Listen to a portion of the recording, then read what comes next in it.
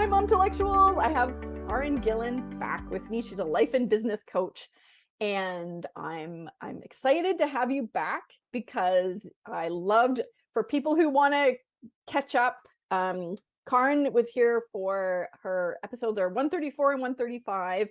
And I also mentioned her in my book, The Paradox of Success, as someone who had a very unconventional trip towards success. So I love having you back to talk to you again. And I'll give you a chance to tell us a little bit about yourself. And then we're going to be talking about pushback, because that seems like the next thing that happens when you redefine success for yourself and you go down that path. You have to deal with people who don't share your idea of what success looks like, right? Mm-hmm. Absolutely. So, okay. Okay. Thank you for having me back. And congratulations on being prolific. I mean, so many episodes and books. It's amazing. I'm hoping to get another one out before this airs. So we'll see. We'll see if I'm an author of 2 books by then. Right on. But yeah, okay. So I do like to start with something we're celebrating today. So what are you celebrating today? Well, one thing I'm celebrating is that school has been back in session for over, I guess it's 2 months now, right? Almost Okay. 2 months. And I haven't gotten a call from the teacher or a principal. So Woohoo! I don't know about y'all, but I had a kindergartner who stayed home during the pandemic and then went to school for the first time in first grade. And there were some serious social barriers, some things that she had to learn that she just didn't know yet. And so last year was kind of hard, and this year is feeling easier. And that is so nice. Okay. Yes, we are Yeah. recording this. This is actually November 1st. I'm celebrating. It was Halloween yesterday. It's one of Yes. our I love Halloween and looking around the neighborhood and seeing all the decorations and stuff like that. So yes, we are recording this. Don't know when it's going to be released, but it's that time of year. Yep. Yes. And I'm sure a lot of people can relate to having kids who, my son is still doing online school. We're not going back, but a lot of people have, and especially with real little ones who didn't get the training wheels of JK and stuff like that. Yep. Tough. Yeah. But rolling sure. well now. Awesome. Cool. Well, did you want to tell us a little bit about kind of what you do in general, and then Yeah. we'll do our pushback conversation? Yeah. It's exciting.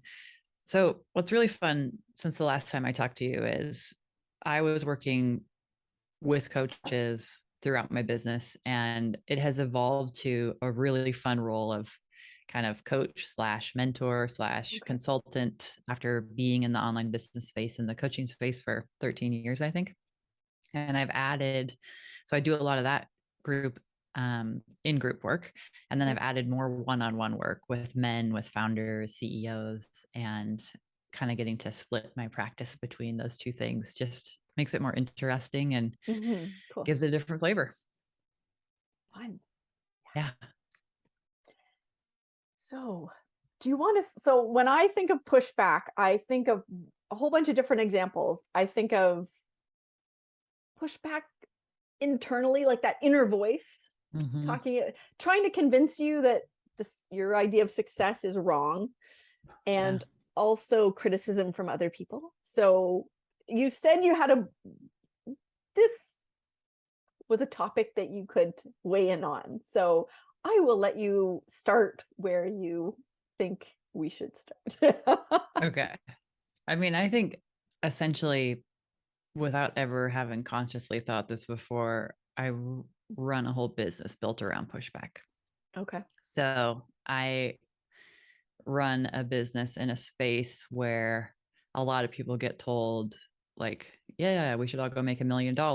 And right, you should, the 4-hour work week, and you can make money while you sleep, and that there is such a thing as an income that you don't actually work for. And in reality, passive income, right? Like passive, that's the word I couldn't. buzzword, right? Yeah. Right. And, passive income is a ton of work and requires a huge amount of people and eyeballs coming through. And that's a lot of work. And so a lot of times, when coaches come to work with me, it's they have success, but they don't recognize it for themselves because it's not a million, Okay. right? And I have success because I don't have more than 4 coaching calls in a day and I coach 3 days a week. That's success, but it's pushback because, you know, coaching scheduling also came out of the therapeutic model, which is therapists see 20 clients a week. Mm-hmm. It's not sustainable. So why should we recreate that model? But if it's what we see as successful, people are constantly like, well, I'm not fully booked. I'm not fully booked. I'm not fully Right. booked. And I say, thank God, because it might kill you. And it almost killed me. Like, Yeah. let's push back on all of the ideas of how it's supposed to look and feel so we can actually feel what it is and enjoy Mm-hmm. what it is. Yeah. And I keep banging my head against the whole, it almost always comes down to money Yeah. when there's pushback, because there's almost always the definition of success is almost always you're making X amount of money, you're wealthy, it's something to do with money. And yet I was going through this exercise for myself the other day. It's like, when I say I want more money, what do I really want?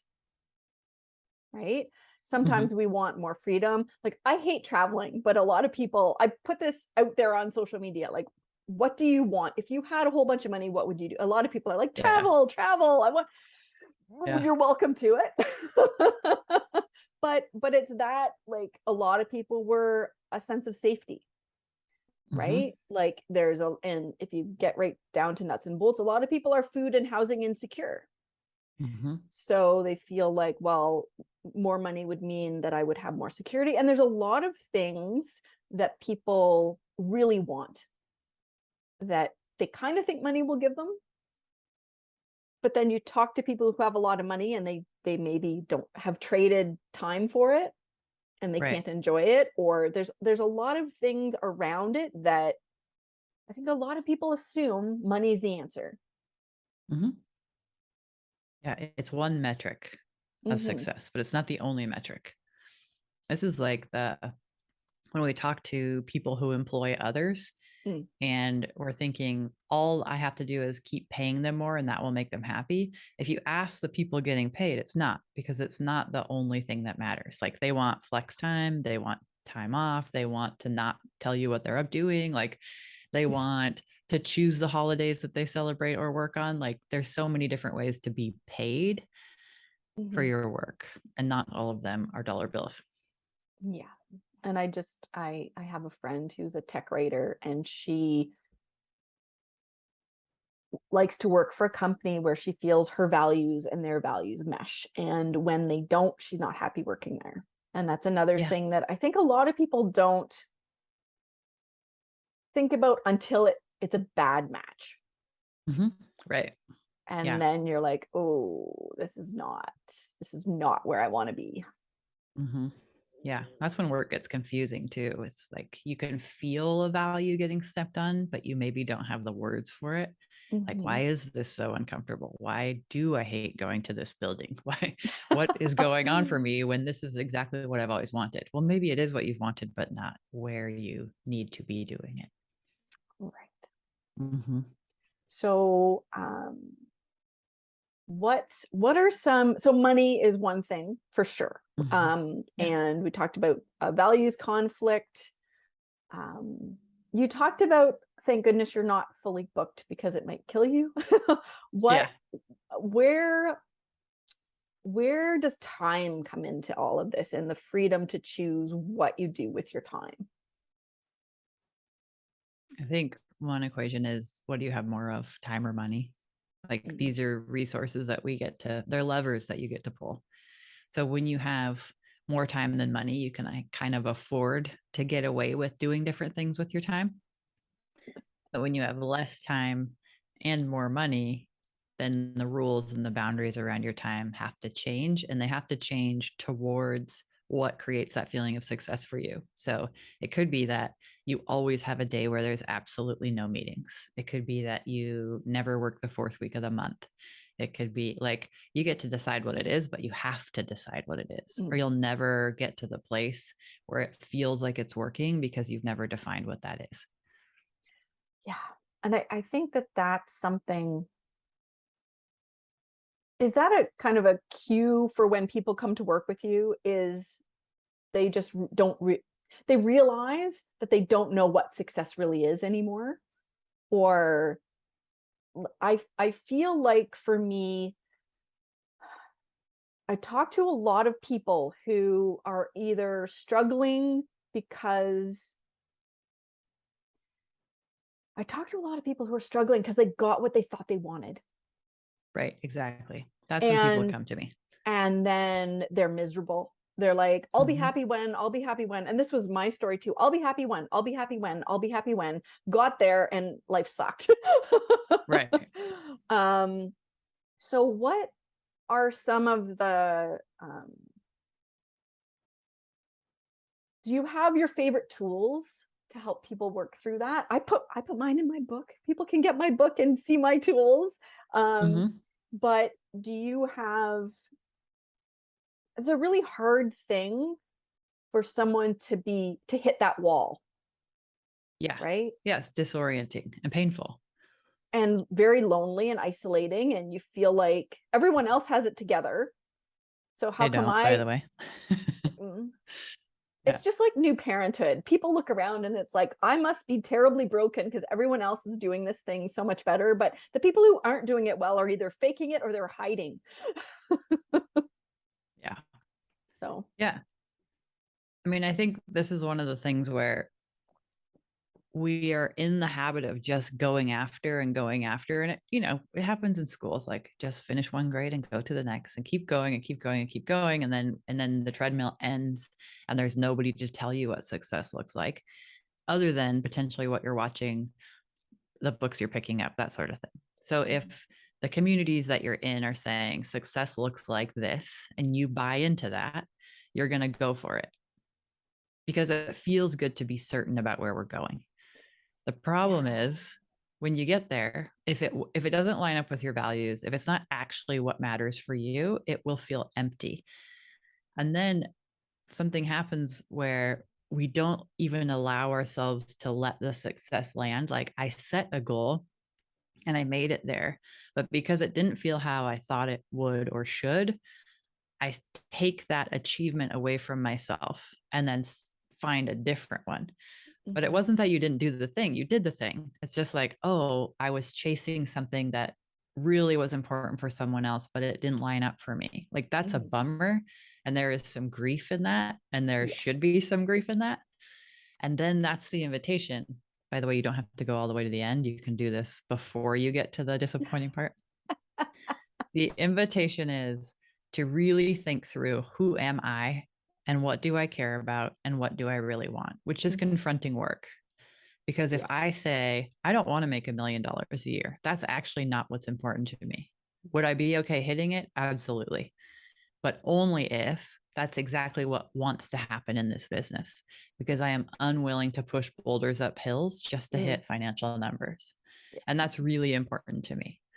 And it's really important to me that I have spaciousness in my calendar. Like one of my goals this year was I want to have the ability to say yes to everything I want to say yes to, Mm. which means there's a lot of space.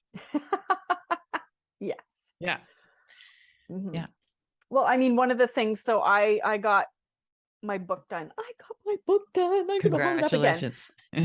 Thank you. And I knew it was interesting because getting it done and sending it to, it's self-published, but sending it to Amazon, sending it in, it was like a relief. It's It a wasn't huge like, accomplishment. yay. It was like, oh, thank God that's done. Right.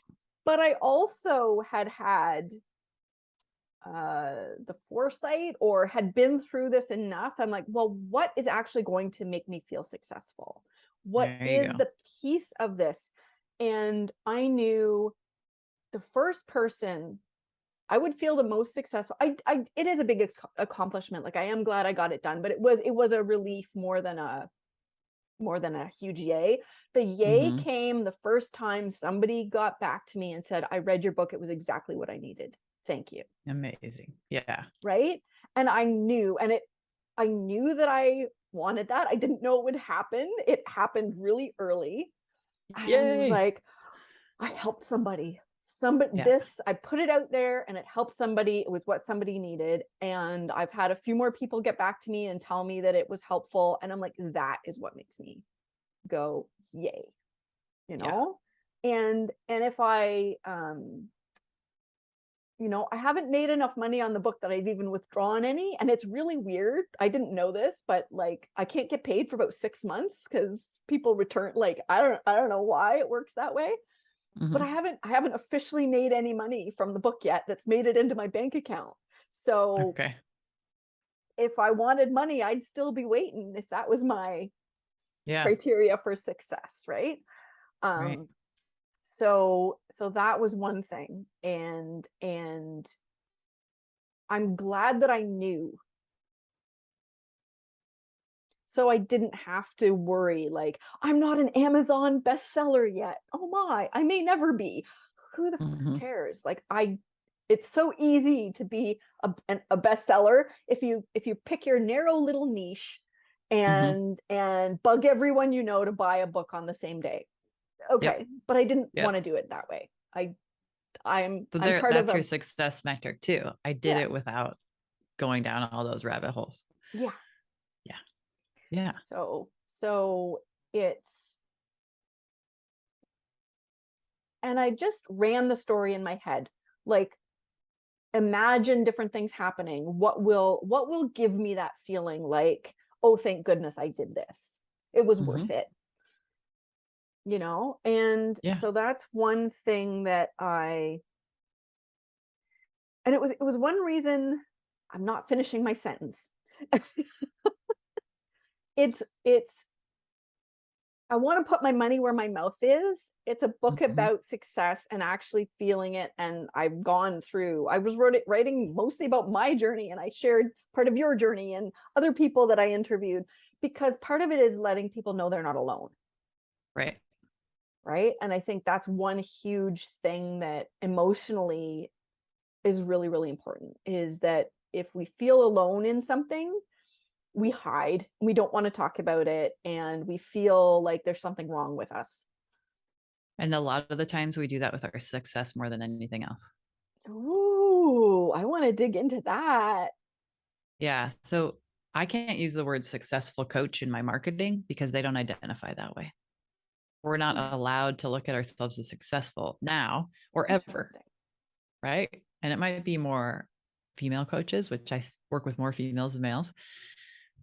But why not? Why not let yourself be successful? And I think there's a felt emotional experience in your body that people just want to hop right out of.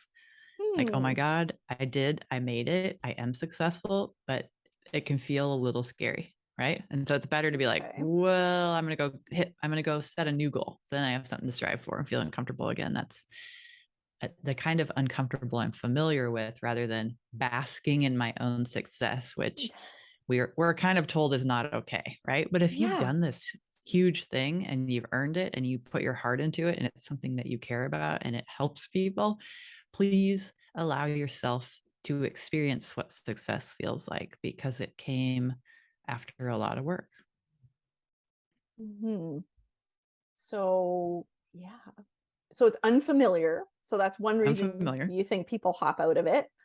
Mm-hmm. I've had a lot of, Culture. Go ahead. mhm.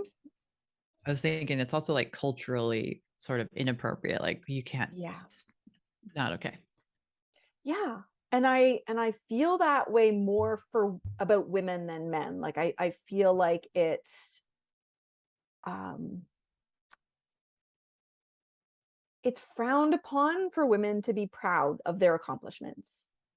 Yeah. Too big for their britches or any of those things that people have. Yeah. Mhm. Um but you work with men too. Do you find that men feel that way, or is it a this gender thing? It is kind of gendered. Okay. I mean, there's outliers everywhere, but Yes. men have an easier time being like, yeah, I'm successful. I'm a successful founder, I'm a successful entrepreneur. Like that's an easier thing where I don't see women saying it with the same ease. Okay. Yeah. That's being comfortable is easy. Mm-hmm. And that's where we have to define comfortable versus familiar. Mm. Just because I'm familiar being in a striving and potentially a struggle doesn't mean it's comfortable for me. But oftentimes we'll stay with familiar just because it kind of seems like comfort. I know how to be there. I know how to do the thing there. I know how to show up that way. But like Yeah. the other hand is harder because we're Yeah. not familiar with it, not because it's bad. Knowing what to expect is oddly safe, even if what you're Mm-hmm. expecting isn't safe. Like Exactly. so I am trained. I took a certification with the grief recovery method, and grief, you mentioned grief already. Grief is a loss, Yeah. right? Grief is about loss. And the thing is, what really shifted things for me was realizing that loss comes even with good changes. Yes. Loss of the familiar is still loss, even if Yeah. you are in something unfamiliar because you wanted it, like a Yeah. promotion. Or for me, having my son was the big thing. It was like fight to have a healthy baby, and I finally did, and that was going to be the end. That was when I was going to be happy. And Mm-hmm. dealing with poop all day kind of sucked. Right. Yeah. and it was hard for me to deal with the fact I wasn't happy and grateful all the time, because like you were saying, that's how I expected to feel. Right. Well, and is it okay for us to be loud and proud about what we want for years and then have it and then tell people it's not what we had hoped for? Right. Like that can feel really embarrassing. It did. But like we need to normalize changing our minds and having a perspective shift because we all do around lots of things, most things. I think once you get there, you know what you couldn't know before. And even the people who Right. said, oh, it's not going to be everything you think it is. Having a baby isn't everything. It's a lot of work. It's going to make you question your whole life. But like, no one's going to listen to that. It's just going to happen later. Yeah. I really, I'm not the mom I thought I would be in a lot of different ways. And my son is an individual, Yeah. you Right. know.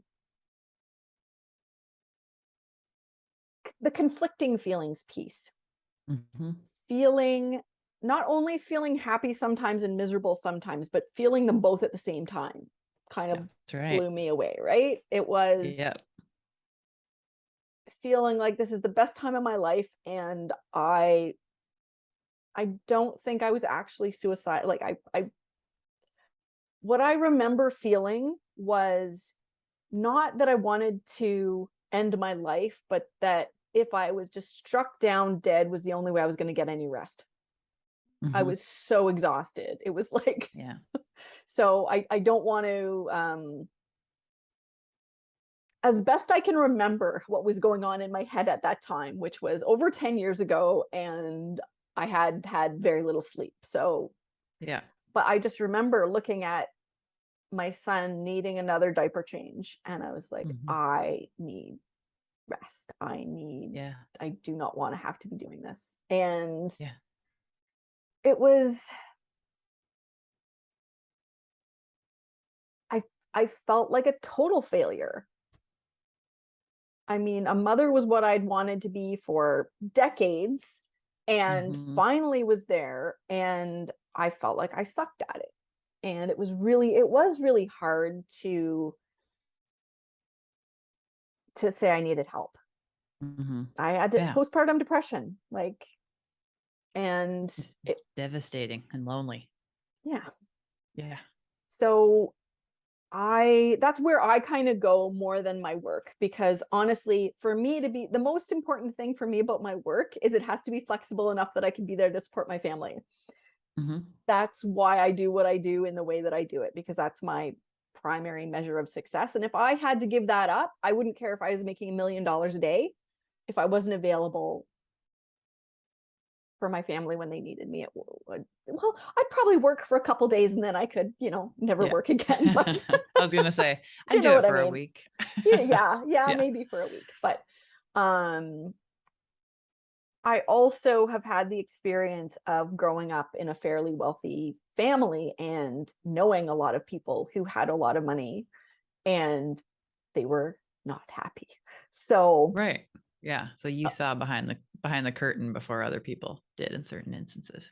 a little bit. And Mhm. it really was interesting how um a lot of it came down to their kids.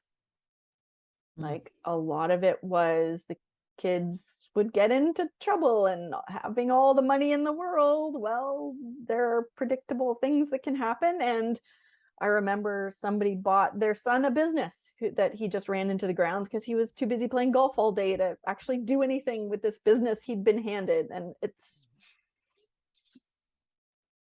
Yeah. It does, like, it's individual too. Like, Mhm. this is why we can't worry about what does success look like for my best friend and the people at my wine group and the people in my online community, because they all have a different version of it. Mhm. And it takes some time and effort and some confronting of ourselves to really define what success looks like for us, and then to stand in that and have that be the truth for us when the world says it looks different than how you define it for you. So to Mhm. set your goals for success is a courageous act, and courage feels like shit. I don't know if you can swear here. um I try to right, like, avoid it. I try to avoid yeah, it. courage sounds really fun and pretty. It's not. It feels terrible, but it's leads to an exceptional feeling of life. It's fear. You can't be courageous if you're not afraid. Right. And fear fear is a whole other topic. It gets a whole chapter in my book, because fear is useful information. And sometimes it's useful for a world where there were lots of tigers or different types of danger. But Yeah. I don't, sometimes we have to be afraid and do something anyway. But the whole idea that we should always just ignore our fear and that it's never helpful, I that doesn't sit well with me either. I live in a gray zone. As much as I love orange, I really live in a gray zone because it's Right. so hard to be absolute about many It's things. impossible. Mm, Yeah. Well, and I think watch out for ignoring any emotion. Like, yeah. if you're bored, don't ignore that, because that means there's more for you and it might seem scary. But like boredom, don't ignore it. Look at it. What's there for me? Okay. Like, what wants to happen that's not happening? And it can be terrifying, because what if your boredom says, I don't think I want to be married to this person anymore? Like, that's Yeah. scary. But, Yeah. emotions point to what's happening for us. Hmm. And that statement was like, yeah. And it's interesting though, when people realize they want something to change. Mhm. Again, this is sometimes it's a gray zone, but I talk to a lot of people who deal with people in their lives who try to fix them. And it's almost always, well, they've got their own, not swearing word.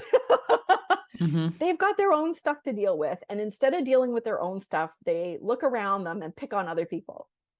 Right. Yeah.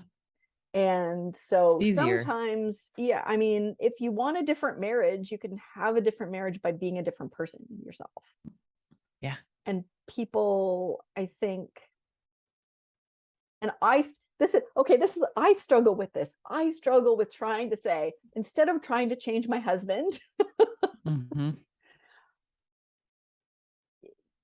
that's not going to happen, or it would have happened by now. Yeah, doesn't work. Right? Starts, that's that famous like me first, but only every time. No. Sorry, what?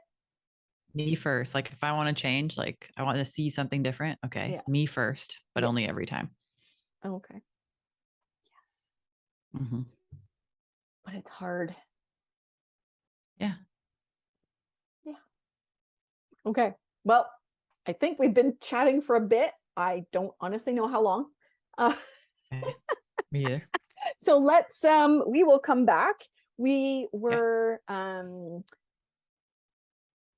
do you have good tips just to lead into the next episode for Hmm. dealing with when the pushback is coming from your own inner voice